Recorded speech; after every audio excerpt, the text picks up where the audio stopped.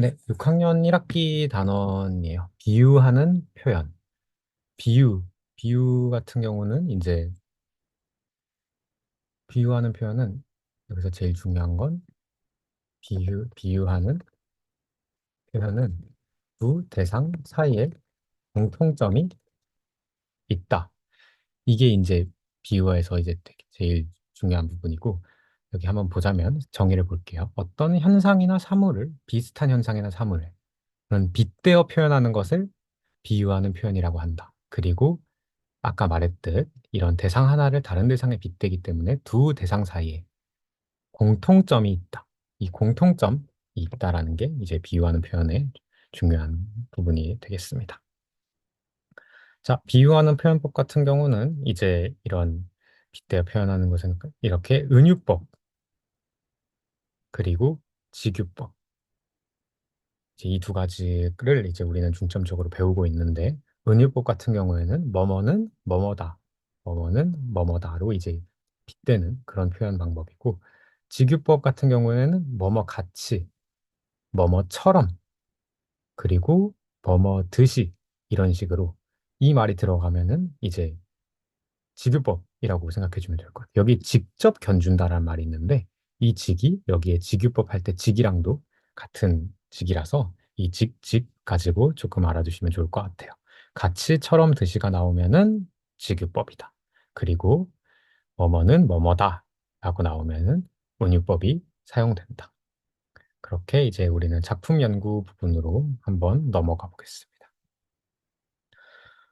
우선 뻥튀기 이제 이 시는 다들 보셨을 거예요. 많이 계속 봤을 텐데 이제 진짜 비유하는 표현이 많이 나오죠. 이제 우선 뻥튀기가 사방으로 날리는 그런 모양을 봄날 꽃잎에도 비유해보고 그리고 뭐 나비, 한방눈, 폭죽 뭐 그런 다양한 것들에 이제 비유를 하는 그런 시죠. 보자면 이렇게 뭐 뻥이라는 글자를 크게 표시했다 이런 것들은 이제 특징이 되겠고 그리고 사방으로 날리는 모양 아까 얘기했듯이 이런 걸 폭죽이라고 표현한 것이 멀리 퍼져나가는 그 두 대상의 공통점인 거죠. 폭죽도 터져나가고 이제 뻥튀기도 터져나가는 그 공통점을 가지고 이제 뻥튀기가 터져나가는 모양을 폭죽이다 이렇게 비유를 해서 표현을 했네요.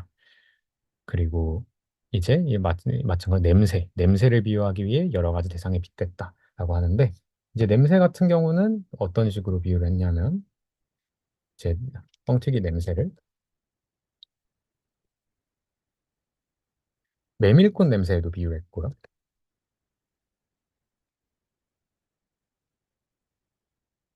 메밀꽃 냄새 그리고 뭐 새우 냄새, 멍멍이 냄새, 뭐 옥수수 냄새 이런 다양한 표현을 이런 식으로 여러 가지 대상의 냄새도 이렇게 공통점을 가지고 이렇게 비유를 했습니다. 이런 것들이 이제 뻥튀기라는 작품에서 많이 나왔던 그런 비유법들이다, 표현 방법들을 이렇게 했다. 이런 것들을 이제 알아주면 좋을 것 같아요. 그 다음으로는 봄비. 이 시 같은 경우도 굉장히 많이 나오죠. 이거 같은 경우는 이제 봄비가 내리는 소리를 교향하게, 이렇게 봄비와 교향악, 그렇게 비교했죠. 이렇게 여러 가지 다양한 소리가 섞여 있다라는 공통점을 가지고. 그렇게 여기서 사용된 방법은 이제 아마 봄비라는 시는 은유법이 주로 많이 활용이 됩니다. 은유법이 많이 활용이 되어요. 봄비라는 시는.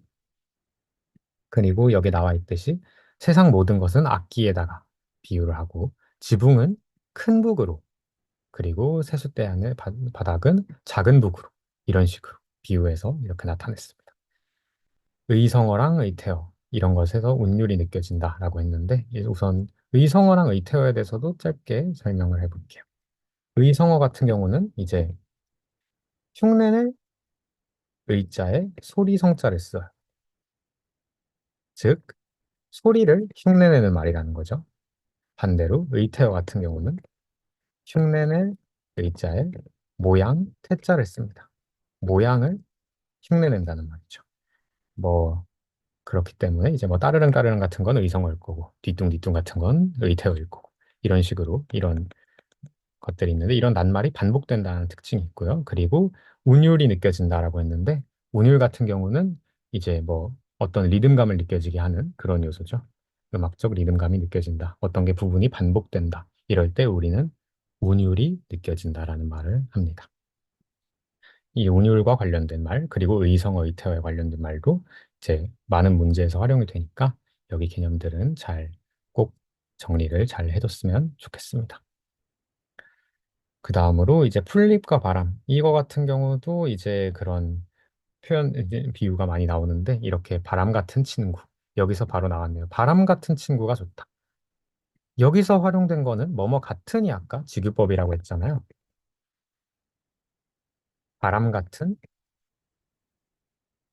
친구에서도 직유법이 활용되었다. 또 풀립 같은 친구라고 돼 있죠. 여기서도 마찬가지로 직유법이 활용되었다. 이런 것들 알아가면 좋을 것 같아요. 그 다음으로 이야기를 간추려요. 여기 부분으로 넘어가 보겠습니다. 이야기를 뭐 구조를 생각하며 요약하는 방법, 이제 뭐 흐름을 생각하며 읽어보고 이렇게 비슷한 사건을 하나로 묶고 그리고 구조를 생각하면서 각 부분에서 중요한 사건이 무엇인지 이렇게 찾아보고 그리고 이야기 흐름에서 중요하지 않은 사건은 삭제하거나 간단히 쓰고 중요한 사건이 일어난 원인과 그에 따른 결과를 찾는다. 이것이 요약하는 방법이겠죠. 이야기의 구조를 생각하면서 요약하는 방법. 요약은 이제 내용을 간추려서 핵심적인 내용만 남긴다라고 계속 얘기를 했었습니다. 이렇게 하는 방법으로는 이런 방법이 있다라는 걸 알아주면 좋을 것 같고, 그 다음으로 이야기의 구조. 요거는 이제 또 외워야 되는 부분이 되겠네요. 발단, 전개, 절정, 결말. 이것도 진짜 많이 나오고 진짜 문제에서도 많이 활용이 되는 부분이라서 이거는 꼭 알아줬으면 좋겠는데 이제 이야기가 시작되는 부분을 발단이라고 합니다. 여기서는 이제 뭐 인물 소개나 이야기의 배경 뭐 그런 것들이 이제 나오고요. 뭐 네, 뭐 등장인물 등 사건이 이야기가 이야기 시작되는 그런 거를 이제 발단 부분이라고 하고요. 전개 부분은 여기 나와 있듯이 본격적으로 일어나는 갈등이 일어나는 부분. 그 다음으로 절정. 여기 단어에서도 볼 수 있다시피 긴장감이 고조되는 부분. 그래서 이제 가장 긴장감이 최고조에 이른다. 이런 식으로도 표현을 합니다. 절정은 이렇게 긴장감이 고조되는 부분을 절정이라고 하고요.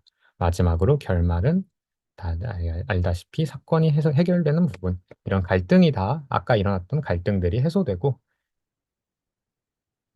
갈등이 해소, 갈등이 해소되고 이렇게 사건이 해결되면서 이야기가 마무리되는 그런 부분을 결말이라고 하는데 이 발단, 전개, 절정, 결말 이 네 단계는 꼭 외워두시는 게 좋고 문제 같은 경우는 뭐 지금 이 부분은 이 이야기의 구조상 어디에 해당하는지 쓰시오 이런 문제들은 이제 나올 수 있으니까 이런 발단, 전개, 절정, 결말은 꼭 알아주면 좋을 것 같아요. 그 다음으로 이제 작품 연구.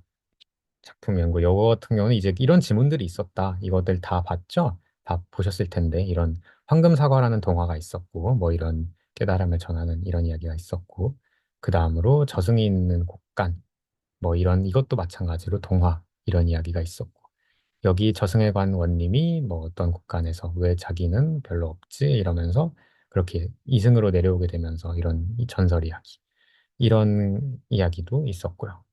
그리고 우주 호텔 이것도 동화 이런 폐지를 줍는 일을 하신 할머니 그리고 이것들은 이제 내용입니다. 이것들은 아마 다들 잘 읽어봤을 테니까 그냥 간단하게 하고 넘어갈게요. 이런 그림을 가장 마음에 들어 하셨다. 그리고 아이가 푸른 포도는 뭐 우주 호텔을 나타낸다. 마지막으로 소나기 요거 같은 경우는 이제 소설을 원작으로 하고 있고요. 이런 영화가 있는데 이런 그 소나기라는 제목처럼 되게 짧게 만나가지고 이제 헤어지게 되는 그런 일어나는 비극적 결말을 여운 있게 구성한 작품이다. 이런 정도 이제 알아두면은 좋을 것 같아요. 그리고 3단원으로 이제 한번 넘어가 보겠습니다. 짜임새 있게 구성한다. 자료의 특성. 아까도 우리는 자료를 많이 봤었어요. 이제 자료의 특성에 대해서 좀 더 상세하게 어떤 자료가 어떤 특성을 가지고 있는지를 이제 알아볼 텐데 사진부터 한번 볼게요. 사진. 사진은 이제 우리 다 알죠? 이제 찰칵하는 그런 사진.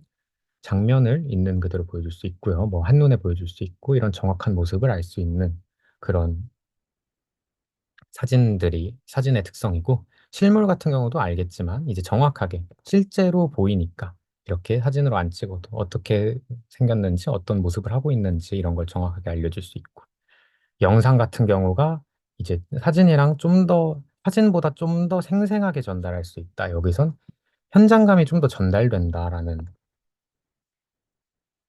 그런 식으로 좀 더 많이 활용이 돼요. 예. 동영상 같은 경우는 생생하게 전달할 수 있다. 그리고 여기에는 이제 아까 영상 매체 내용에서 다뤘던 것처럼 그런 음악이나 자막도 넣을 수 있고 움직이는 모습, 마찬가지로 현장감이 전달되는 얘기죠. 그런 걸 잘 전달할 수 있다. 이런 특징이 있습니다. 이제 표 같은 경우 아까 얘기했지만 여기에 표의 정의를 한 번 더 써주자면은 숫자를 사용하여 자료, 자료를 정리합니다. 그런 걸 이제 표라고 해요. 그래서 여러 가지 자료의 숫자, 수를 비교하기 쉽다. 이런 것들이 이제 표의 특징이고, 이제 간단하게 나타낼 수 있는 거. 이 많은 양의 자료가 표를 보면은 이제 되게 간단하게 나타낼 수 있습니다. 그리고 대상의 수량이 얼마나 되는지 숫자를 정리한다 했죠. 이런 수량이 얼마나 되는지 쉽게 알 수 있는 것. 이것이 이제 표의 특성일 텐데, 여기 사진, 실물, 영상 같은 경우는 뭐 우리가 너무나도 익숙하게 잘 알고 있는 거지만 표랑 도표 같은 경우는 이제 용어가 조금 익숙하지 않을 수도 있기 때문에 좀 더 특성을 한 번 더 살펴서 보는 게 더 좋을 것 같아요. 아까 도표는 뭐라고 했죠? 도표 같은 경우는 이제 표의 내용을 시각적으로 표현한 자료라고 했죠? 도표는 표의 내용을 시각적으로 표현했다. 그래서 그래프 같은 게 예시가 된다라고 얘기를 했었어. 그러니까 정확한 수치를 나타낼 수 있는 것도 맞는 말이고 수량의 변화 정도도 알 수 있겠죠. 그리고 이렇게 견주어 보는 게 가장 쉬울 겁니다. 시각적으로 한순간에 한눈에 보이니까요. 이렇게 비교할 때 굉장히 용이한 그런 자료로 도표를 활용한다. 이렇게 알아두시면 좋을 것 같습니다. 그 다음으로 이제 자료를 활용하면 좋은 점, 이제 흥미를 불러일으킬 수 있겠죠. 그 어떤 자료가 있는지 그런 것들을 보면은 이제 일단 눈에 보이는 무언가가 있으면은 그것만으로도 훨씬 더 집중이 되니까요. 그리고 정보를 한눈에 알아보기 쉽다. 이 여기에 사용된 모든 자료들이 다 그런 특성이 있어요. 한눈에 알아보기 쉽다. 그리고 설명하려는 내용을 쉽게 전달할 수 있다. 그것이 자료의 역할이죠. 자료는 설명한 내용을 쉽게 전달하기 위해서 이제 활용을 하니까요. 그 다음으로 이제 발표할 내용을 준비하고 정리하기. 이 단계입니다. 발표 주제와 내용을 정하고 그 다음에 자료를 만들고 발표할 내용을 구성해서 정리하자. 우선 이것도 아까 비슷한 내용이 나왔는데 여기도 한번 꼭 챙겨서 보면 좋을 것 같아요. 시작하는 말에 뭐가 나오는가? 시작하는 말에는 주제와 제목이 들어갑니다. 발표 자료의 예시예요. 발표 자료에서 시작하는 말에는 주제와 제목이 들어간다. 그리고 이 내용에는 이제 당연히 이런 집중시킬 수 있는 그런 내용이 들어갈 거고요. 그리고 마지막으로는 이런 것들이 것들을 이제 생각하면서 이렇게 내용을 구성하고 정리해 볼 수 있습니다. 듣고 생각할 점. 4단원으로 이제 넘어가 볼게요. 주장과 근거를 판단한다. 이게 이제 주장과 근거를 판단하는, 주장과 근거가 있는 글, 이런 글을 이제 논설문이라고 이제 합니다. 논설문이 주장과 근거가 있다. 이것도 설득하는 것이 목적이 있는 글이고요. 그리고 서론, 본론, 결론으로 짜여져 있다. 여기 나와 있네요. 이제 주장과 근거가 있고 서론, 본론, 결론이 있네요. 그리고 어떤 문제를 놓고 글쓴이가 내세우는 생각, 그런 주장과 주장을 뒷받침하는 근거로 이루어져 있다고 되어 있어요. 여기서는 이제 중요한 거는 서론에서 주장이 나오고 그리고 본론에서 근거를 제시한다. 이거는 여기서 이제 제일 중요한 그거니까 서론에서는 꼭 주장을 정확하게 밝혀주고요. 그리고 본론에서는 그 주장을 뒷받침해주는 그런 근거를 제시해줍니다. 여기 나와 있듯이 글쓴이의 주장을 밝히고 적절한 근거를 제시한다. 본론에서 그렇게 되어 있잖아요. 그래서 만약에 이제 논설문 관련된 문제가 있는데 서론에서 근거가 나왔다거나 본론에서 주장이 나왔다거나 뭐 그런 류의 내용이 있다면 그것이 잘못됐다라는 걸 파악할 수가 있겠죠. 그리고 이제 본론을 파악하는 그런 것, 본론에서는 첫째, 둘째, 이런 말들이 나와요. 이런 게 이제 첫 번째 근거는 뭐가 되고, 두 번째 근거는 뭐가 된다. 이런 식으로 이제 근거를 제시하는 방법으로 이렇게 첫째, 둘째 이런 말들이 나오는데, 그런 말들을 보면은 이제, 야, 이게 논설문의 본론 단계에 있구나라는 거를 좀 더 빠르게 이제 파악할 수 있는 그런 방법이 될 거라서 여기도 한 번 얘기를 해드릴게요. 본론에서는 첫째, 둘째 이런 말들이 나온다. 마지막 결론에서는 내용을 요약하고요. 주장을 강조합니다. 그렇게 논설문을 마무리 짓죠. 서론, 본론, 결론 이렇게 있다. 그리고 주장과 근거가 있다. 서론에서는 주장을 밝히고 본론에서는 근거를 제시한다. 이것들 이제 논설문의 특성이니까 잘 알아두시면 좋을 것 같습니다. 논설문을 쓸 때 이제 주의할 점으로는 이런 주관적인 견해보다는 객관적인 견해 중심으로 서술한다. 이거는 뭐 당연한 그런 거겠죠. 그리고 이런 사실을 딱 잘라 판단하거나 결정하는 그런 단정하는 그런 표현을 쓰지 않는다. 이런 것도 제 논설문을 쓸 때 주의할 점이고 마지막으로 이런 의미가 분명하지 않은 정확하게 해석할 수 없는 이런 것들은 쓰지 않는다. 이런 표현들은 쓰지 않는다. 이런 것들이 이제 논설문을 쓸 때 주의할 점으로 잘 알아두시면 좋을 것 같습니다. 그 다음으로는 이제 5단원, 속담을 활용해요. 라는 단원입니다.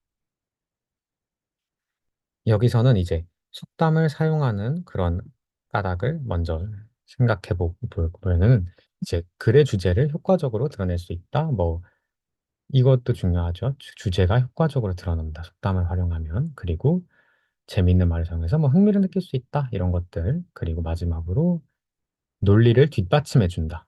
설득할 수 있게 해준다. 쉽게 설득할 수 있다. 이런 것들이 이제 속담을 사용하는 이유가 되겠네요.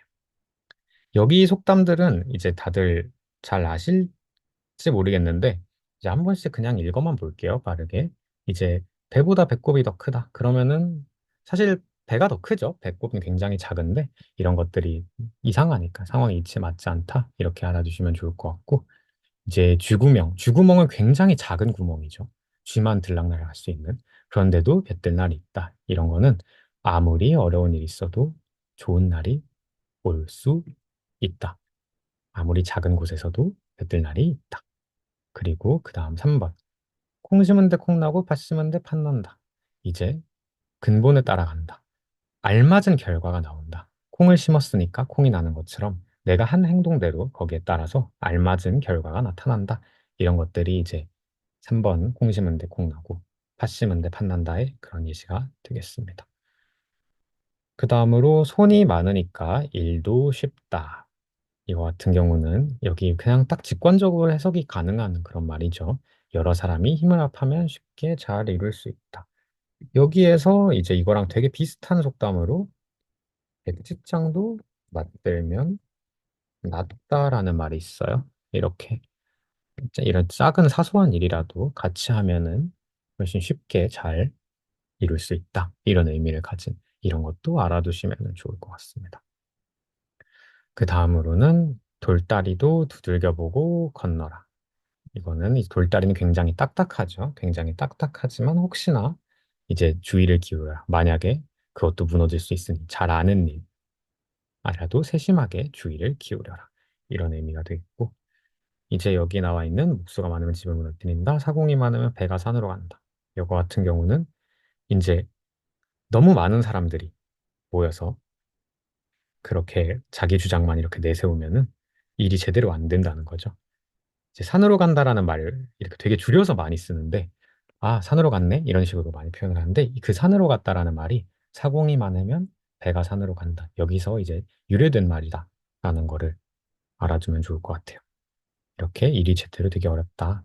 뭐, 그런 말이 있고요. 요거랑은 조금 대비되는 말이기도 하죠. 이런 손이 많은 일도 쉽다랑은. 그리고 소 잃고 외양간 고친다. 이거는 이제 일을 그르친 후에야 후회를 한다. 뭐 그런 의미고. 티끌모아 태산 같은 경우는 아무리 작은 것도 이런 작은 그런 것도 작은 노력이나 뭐 그런 것들이 꾸준히 모이고 모이면 큰 것이 된다. 큰 결과를 가져올 수 있다. 이런 의미가 있고요. 우물을 파도 한 우물만 파라. 하나의 우물만 파면은 결국 깊게 파지잖아요. 그렇게 쭉 파라. 한 가지 일을 끝까지 해야 그래야 끈질기게 해내야 이렇게 성공할 수 있다. 이런 의미를 가지고 있고요.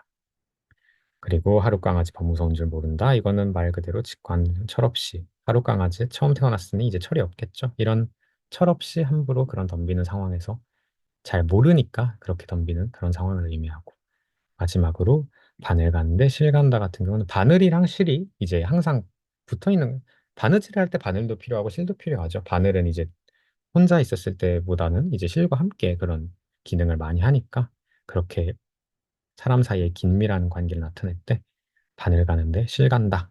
이런 얘기를 했습니다. 이런 표현을. 그럼 이렇게 속담을 사용하면 좋은 점에 대해서는 또 어떻게 볼 수 있을까 보면은 이제 조상, 이 속담 예로부터 전해져 온 말이잖아요. 그래서 조상의 생활 모습을 당연히 이렇게 알 수 있겠죠. 이렇게 알 수 있고 거기에는 그 속담들에는 지혜와 슬기가 담겨 있죠. 이런 속담에는. 그리고 위에서 나왔듯이 속담을 사용하는 까닭에서 이렇게 나와 있듯이 글의 주제를 효과적으로 더 드러낼 수 있다. 이것이 이제 속담을 사용하면 좋은 점이 되겠습니다. 6단원으로 가볼게요. 내용을 추론해요. 자, 일단 추론이 뭔 뜻인가? 추론이란 이미 아는 정보를 근거로 삼아 다른 판단, 결론을 이끌어 내는 것. 그런 것을 이제 추론이라고 합니다. 이미 아는 정보, 내가 이미 알고 있는 정보라는 게 중요하고요. 그런 정보를 근거로 새로운 다른 그런 결론과 판단을 이끌어내는 것을 이제 추론이라고 해요. 이제 뭐 추론을 하면은 이제 좋은 점은 뭐 이런 추론하면서 이제 뭐 글을 읽거나 하면은 글 속에 나오지 않는 것들 그런 것들까지 이제 확장해 가지고 우리는 생각을 해볼 수가 있어요. 따라서 글의 내용이나 상황을 좀 더 깊고 더 넓게 그렇게 이제 이해할 수가 있습니다. 자, 여기부터 한번 볼게요. 내용을 추론하며 글 읽기. 글을 읽기 전에 제목과 그림을 살펴보면 내용을 추론해보고, 그리고 자신에게 필요한 방법으로, 나에게 필요한 방법으로 글쓴이의 생각을 추론해보고, 글 내용과 관련해서 내가 이미 알고 있는 정보가 이미 아는 정보를 근거로 삼는다고 했잖아요. 이런 사실은 무엇이 있는지 정리해보고, 그리고 글 내용과 관련된 경험이 있는지 한번 떠올려보고, 이런 낱말을 찾아보고 그리고 뜻을 확인한다. 이런 것들 다이어나 동음이어 이런 것들도 확인해 본다. 동음이어는 이제 같은 의미를 가지고 있는데 다른 의미를 가지고 있다라는 뜻입니다. 그리고 영어 같은 경우는 이제 이 지문들 이제 아마 많이 이제 보셨을 거예요. 여기에 화성은 어떻게 만들어졌을까? 라는 그런 질문. 이제 수원 화성은 이렇게 1997년 문화유산으로 등록되었다라고 하는데 만약에 이제 여기서 추론을 해보자면은 이 유네스코 세계의 문화유산으로 등록되었다라는 걸 그런 정보를 이제 우리가 알고 있잖아요. 그러면 이제 여기서 추론할 수 있는 내용은 수원 화성은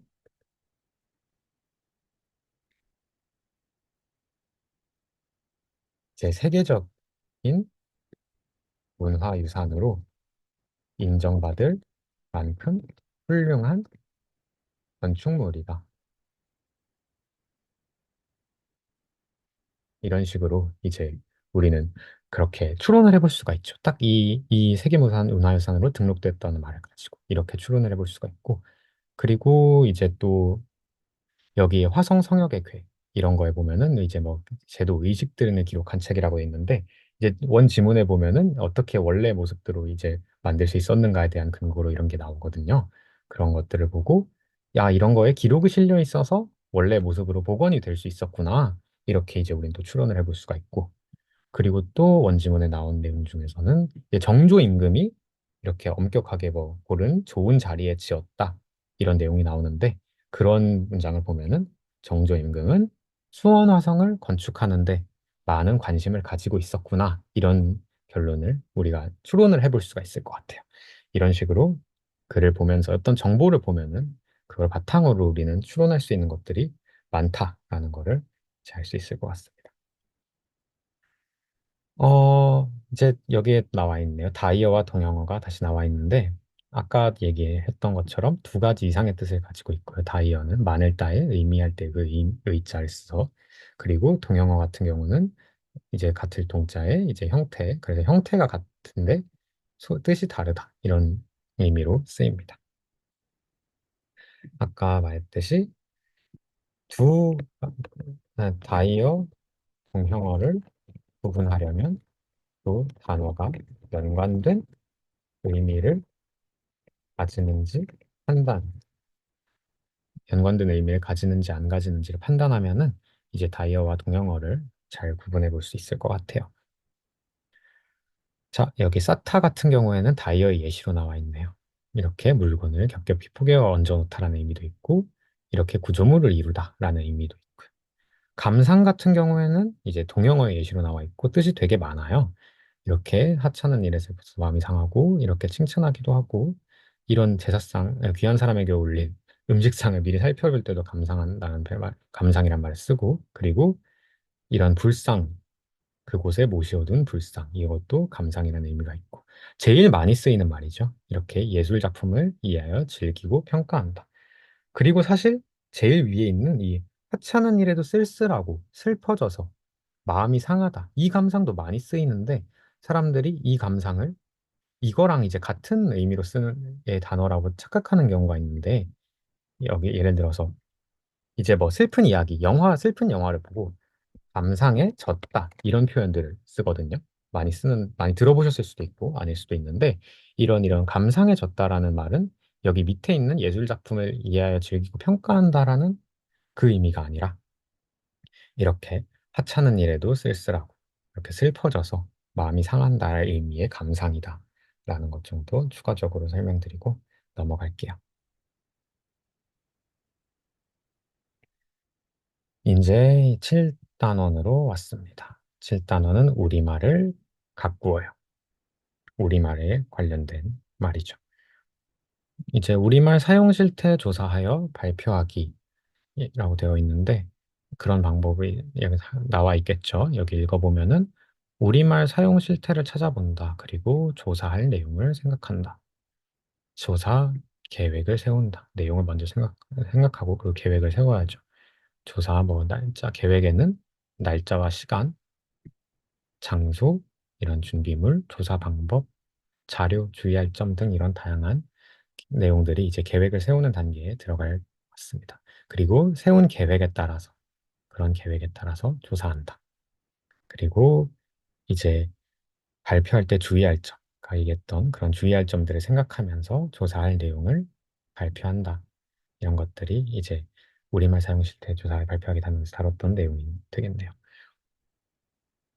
그리고 조사를 바탕으로 하여 올바른 우리말 사용을 주제로 글쓰기. 얘는 계획. 계획은 뭐 계획하고 어떤 글을 쓸지, 어떤 목적을 가지고 어떤 글을 쓸지, 이런 것들을 이제 계획하고, 그 다음에 목적에 맞게 주장 근거들을 이제 정하고, 그 다음에 서론, 본론, 결론의 짜임으로 정리한다. 그리고 바탕으로 글을 쓴다.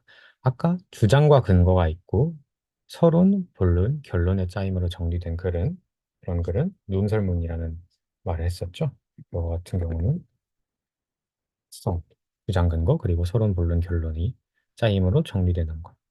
한 번 더 짚어보고 넘어갈게요. 글쓴이가 말하고자 하는 생각 찾기. 이제 글의 주제가 곧 글쓴이가 말하고자 하는 생각입니다. 그래서 우리는 글의 주제가 뭔지를 글을 읽으면서 잘 살펴야 되고요. 그런 걸 파악하는 방법에는 제목에서 이제 많은 티를 내는 경우들이 있고, 그리고 아까 이제 소나기 예시를 들었었는데, 소나기가 되게 짧게 내리는 비잖아요. 이제 그게 이제 짧은 그런 사랑에 대한 비극적인 이야기, 짧은 만남, 뭐 그런 거에 대한 주제가 담겨 있는데, 그런 걸로 알 수 있고, 그리고 중요한 낱말과 중심 문장, 이런 것들, 글쓴이가 어떻게 중요한 게 어떤 걸 중요하게 사용하고 있는지, 그리고 이 글의 중심 문장은 무엇인지, 이런 것들을 파악하면서 말하고자 하는 그런 생각을 찾을 수 있을 것 같아요. 바른 우리말 사용법. 이거 같은 경우는 이제 올바른 우리말 사용에 대해 생각해 본다. 줄임말 쓰지 않는다. 줄임말. 이런 거 쓰지 말고 올바른 우리말 사용한다.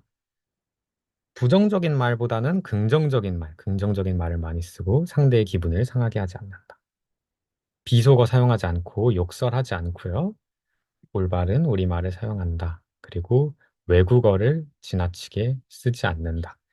뭐 이런 것도 만약에 이제 정말 그냥 내용만 봤을 때는 정말 아무렇지도 않게 그런 말이지 하고 넘어갈 수 있는데, 만약에 이런 우리말 사용법에 대해서 뭐 옳지 않은 것을 고르라고 했을 때, 이제 외국인들과 더 잘 지내기 위해서 외국어를 많이 쓴다 이런 게 나올 수가 있잖아요. 그 순간에는 혹시 하고 헷갈릴 수도 있기 때문에 이런 것들 한 번 더 봐주고 체크해주고 그러면은 실수 없이 앞으로도 잘할 수 있을 겁니다.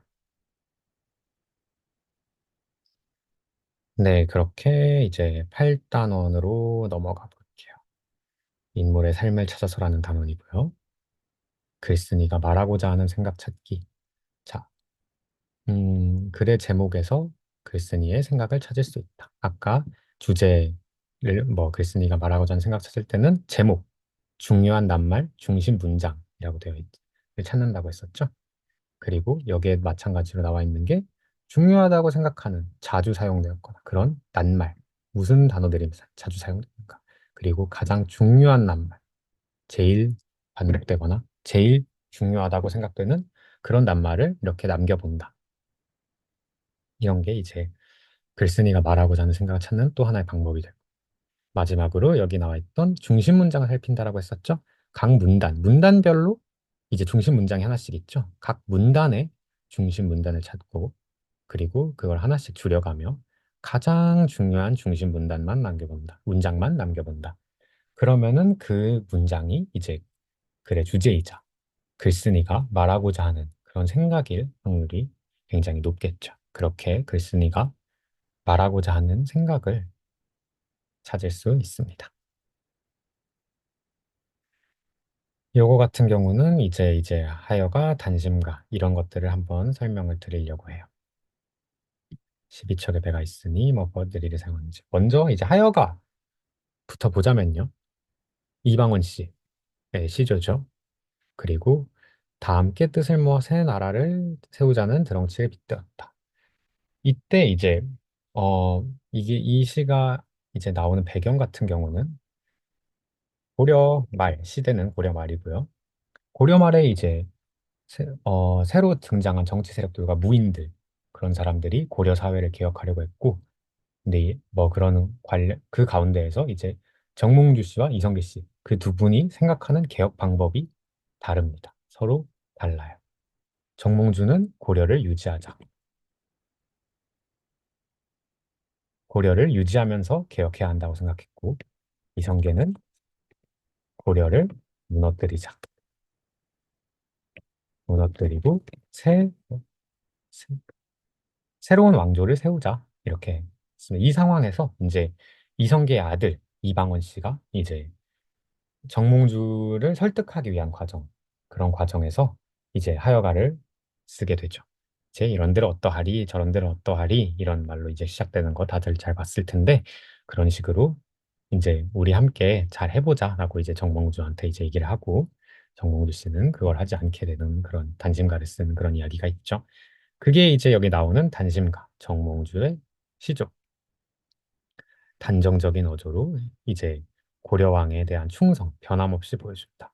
이게 이 몸이 죽고 죽어. 뭐 100번 고쳐 죽어. 그렇게 이제 시작을 하는데 내가 아무리 죽어도 뭐 나를 어떻게 협박을 해도 나는 너랑 같이 가지 않는다. 나는 고려에 대한 충성이 있다. 이런 말들. 그러니까 하여가 같은 경우는 여기 나와 있듯이 뜻을 모아 새 나라를 세우자. 이제 이방원의 입장이죠. 그리고 정몽주의 입장은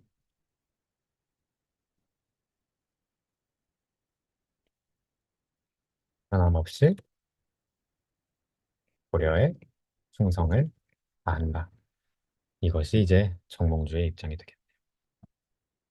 그 다음으로는 이제 제게 12척의 배가 있으니 이건 이순신 장군의 그런 전기문이죠.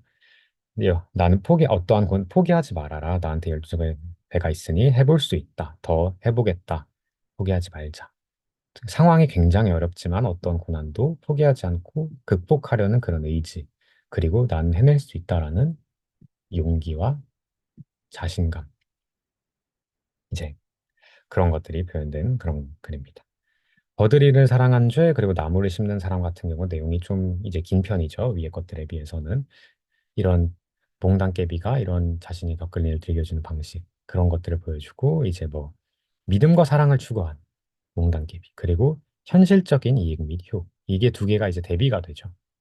두 개가 다른, 이 두 가지가 다른 이것들을 추구하는 버들깨비. 이 둘의 이제 이야기를 이제 버들이 사랑한 죄에서 다루고 있고, 그리고 나무를 심는 사람 같은 경우는 이제 아프리카 최초로 뭐 이런 받은 사람 이런 거에 대한 전기문이고 이런 운동을 시작하고 모든 이익과 행복을 추구한다. 이 작품을 이렇게 분석하는 거는 결국 글쓴이가 말하고자 하는 생각 찾기, 여기 인물의 삶을 찾아서가 단원의 제목이잖아요.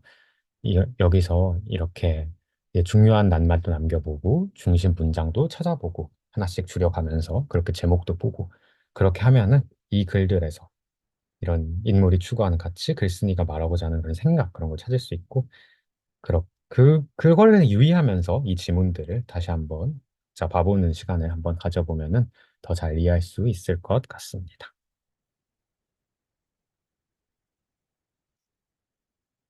구단원으로 볼게요. 마음을 나누는 글을 써요.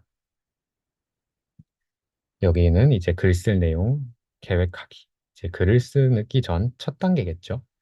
아까 계획은 이제 첫 단계에 많이 나온다고 했는데, 글을 쓰기 전 단계가 나뉠 수 있다라는 걸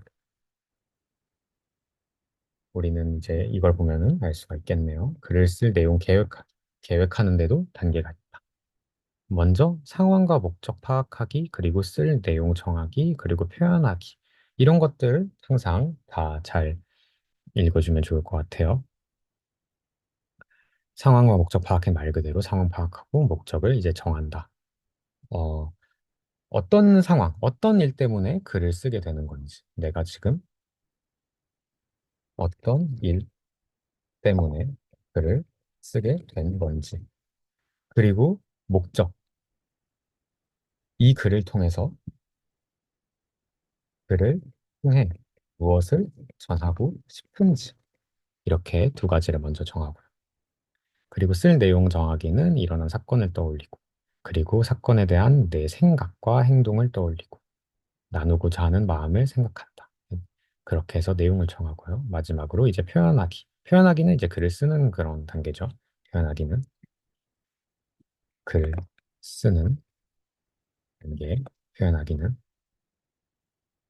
이제 읽을 사람을 생각해서 표현하고 이런 띄어쓰기 이런 것들을 잘 지켜서 표현한다.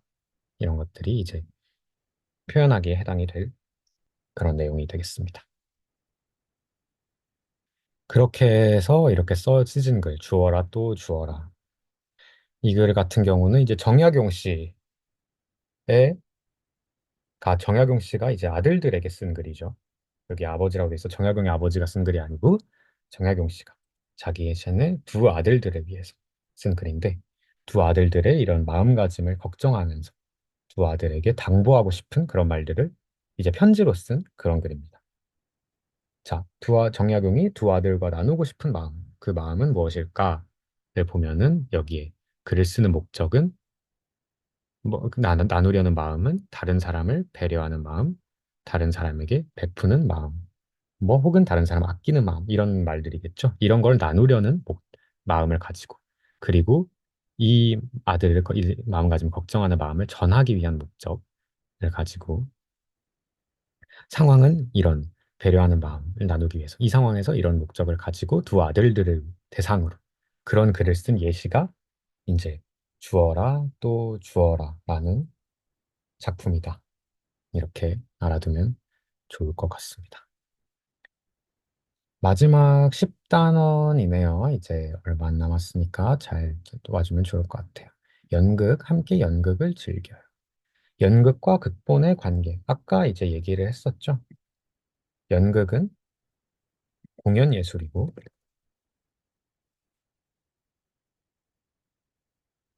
극본은 문학 작품이다.